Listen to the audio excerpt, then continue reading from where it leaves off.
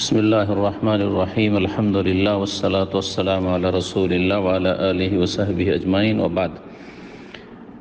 আজকে যে প্রশ্নগুলি আমাদের কাছে এসে আছে ইনশাআল্লাহ তাআলা উত্তর দেব। আজকে তারিখ হচ্ছে 18ই জিলহজ 1441 হিজরি মোতাবেক 8ই আগস্ট 2020।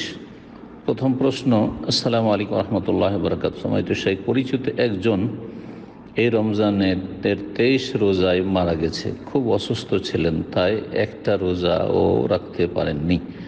শেষ 10 দিন খালি তাকাতেন, নামাজ রোজা কিছুই করতে পারেননি। এক্ষেত্রে কিভাবে কাফারা দিতে হবে? এই পরিবারের 3 জনই মেয়ে, আর্থিক অবস্থা বেশি ভালো না। ওয়ালাইকুম আসসালাম ওয়া রাহমাতুল্লাহি ওয়া বারাকাতুহু। যে প্রশ্ন করেছেন যে একজন এই রমজানের 23 রোজায় মারা গেছে, মানে 23 রমজানে মারা গেছেন, অসুস্থ ছিলেন আর একটা রোজা রাখতে পারেননি। শেষ 10 দিন খালি তাকাতেন, নামাজ রোজা কিছুই করতে পারেনি। যদি হুঁশ থেকে থাকে তাহলে সালাত আদায় করা, নামাজ পড়া ফরজ ছিল এবং যারা বাড়িতে আছে মেয়েরা, তাদের দায়িত্ব ছিল তাকে সালাতের জন্য স্মরণ করিয়ে দেওয়া, সচেতন করে দেওয়া এবং প্রত্যেক ওয়াক্তে তাকে তায়াম্মুম করিয়ে দেওয়ার ব্যবস্থা করা যদি হুঁশে থেকে থাকে। আর যদি বেহুশ অবস্থায় কাটিয়ে থাকেন তাহলে আল্লাহ মাফ করে, রফিয়াল কালামান সালাহ, 3 শ্রেণীর মানুষের উপর থেকে আল্লাহ কলম উঠিয়ে নিয়েছেন, কোনো গুনাহ লিখবেন না। বাকি থাকলো রোজা। রোজার ক্ষেত্রে আল্লাহ রাব্বুল আলামিন যেহেতু বলেছেন ফামান কানা মিনকুম মারিদান আও আলা সাফার ফাইদ্দাতুম মিন আইয়ামিন উখার, তোমাদের মধ্যে যে অসুস্থ থাকবে অথবা সফরে থাকবে সে অন্য সময় গণনাগুলি পূরণ করে নেবে। সুতরাং 23 রমজান পর্যন্ত যে অসুস্থ ছিলেন আর তারপরে মারা গেছেন, তো এই ক্ষেত্রে আপনার প্রশ্ন থেকে যা বোঝা যায় যে অসুস্থ অবস্থাতে মারা গেছেন। যেই অসুস্থতা ছিল সেই অসুস্থতা থেকে তিনি সুস্থ হননি, মারা গেছেন। আর সেই অসুস্থতা অস্থায়ী ছিল, স্থায়ী ছিল না। যদি স্থায়ী অসুস্থতা থাকে যার আরোগ্যের সম্ভাবনা নেই, দীর্ঘদিন ধরে গত রমজান বছরকে বছর হয়তো অসুস্থ, ভালো হবে না, এইরকম যদি হয় তাহলে তো ফিদিয়া দিতে হবে। কাফারা না বলে ফিদিয়া বলবেন। কোরআন এবং হাদিসের ভাষা ফিদিয়া আছে, সুতরাং ফিদিয়া শব্দটি ব্যবহার করবেন, মানে মুক্তির জন্য, এর থেকে অব্যাহতি বা মুক্তির জন্য ফিদিয়া দেবেন।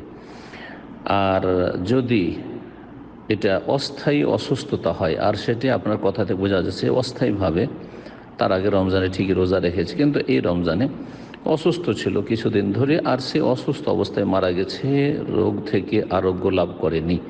যদি আরোগ্য লাভ না করে থাকে তাহলে সেই ব্যক্তি রোজা কাজা করার সুযোগ পায়নি, আর তার জন্য ফিদিয়া দেওয়াও নেই। কারণ স্থায়ী রোগী হলে ফিদিয়া দেওয়া হতো, অথবা একেবারে বার্ধক্যে পৌঁছে গেছে, অনেক বৃদ্ধ, তাহলে এই দুটো অবস্থায় শুধু ফিদিয়া। তাহলে ফিদিয়া বা যেটা কাফারা বলছেন সেটাও নেই। আর রোজা কাজা যে করতে হবে তার পক্ষ থেকে, সেটাও এই ক্ষেত্রে প্রযোজ্য নয়। কারণ তিনি এই অসুস্থতার পরে আর সময় পাননি সুস্থ হয়ে যে এই রোজাগুলি রাখবেন। যদি তিনি সময় পেয়ে থাকতেন আর রাখছি করে না রাখতেন, তাহলে তার আত্মীয় স্বজনদেরকে সেই রোজাগুলি বা মেয়েদেরকে রোজাগুলি রেখে নিতে হইতো। যেমন রাসূলুল্লাহ সাল্লাল্লাহু আলাইহি ওয়াসাল্লাম হাদিস রয়েছে, মান মাতা ওয়া আলাইহি সিয়ামুন সামা আনহু ওয়ালিহু, কেউ যদি মারা যায় এই অবস্থায় যে তার রোজা বাকি থেকে গেছে আর রোজা রাখার সুযোগ পেয়েছিল, অথচ সে রাখছি করে 11 মাস যেহেতু সময় আছে রাখেনি, তাহলে তার ওয়ারিসিন, উত্তরাধিকারীরা সেই রোজাগুলি রেখে নেবে। এই হাদিস সেই ক্ষেত্রে প্রযোজ্য। কিন্তু এই ক্ষেত্রে অসুস্থ অবস্থাতেই যেহেতু মারা গেছে, রোজাগুলি কাজা করার সুযোগই পায়নি। সুতরাং এই ক্ষেত্রে খোলাসা কথা শুনে নেন, তা হচ্ছে যে না, এই রোজাগুলি তার ওয়ারিসিন, উত্তরাধিকারীদেরকে কাজা করতে হবে, না এর ফিদিয়া দিতে হবে, কিছু হবে না, তাকে জবাবদিহি করতে হবে, কারণ সে রোজাগুলি রাখার সুস্থ হয়ে সুযোগই পায়নি। জাযাকুমুল্লাহু খাইরান।